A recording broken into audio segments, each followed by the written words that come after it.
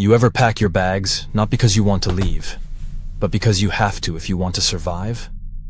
That was me, 15 days into my first semester at college hostel. And I swear to you, the thing in room 209 wanted me gone or dead.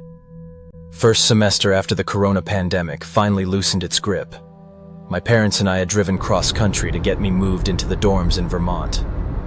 We toured 2 buildings. The first, claustrophobic, small windows, shared bathrooms that smelled like wet cardboard.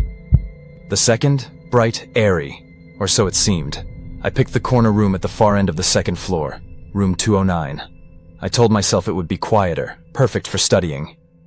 The first day was fine.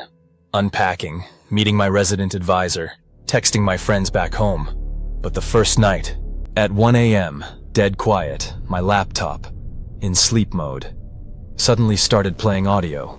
Not music, but a lecture. The voice of my physics professor, clear as day, echoing in the dark. My stomach dropped. I figured maybe a site auto played. I shut it down and went to sleep.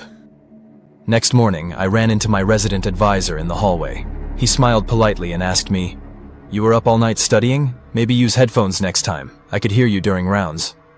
I froze. I hadn't been studying. Second night, same thing. 1 a.m., same professor's voice. This time, the resident advisor wasn't sweet.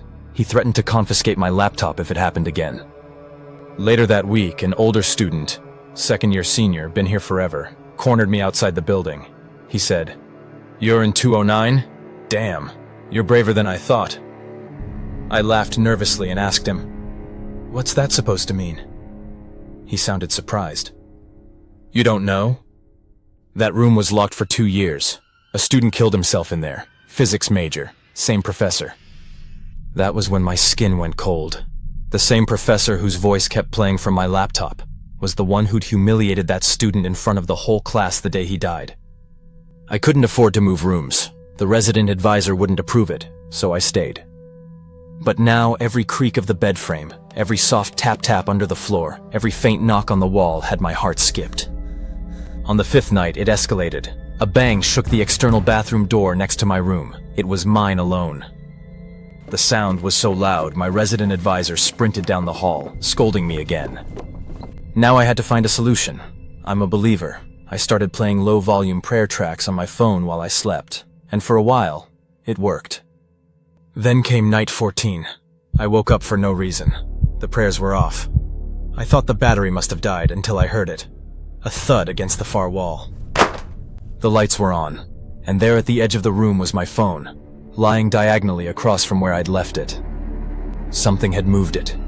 Something that had been close enough to me to take it from the bedside table. I didn't think.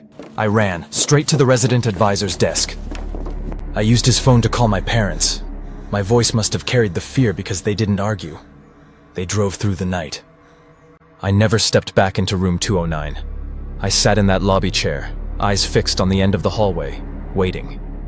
When my parents arrived in the morning, they looked confused, almost disappointed I was leaving so soon. But I never told them the truth. Some things you don't tell the people you love, because they'll never sleep again.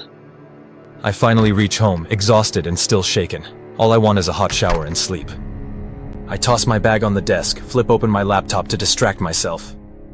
But as soon as the screen lights up, my stomach drops. The webcam light is already on.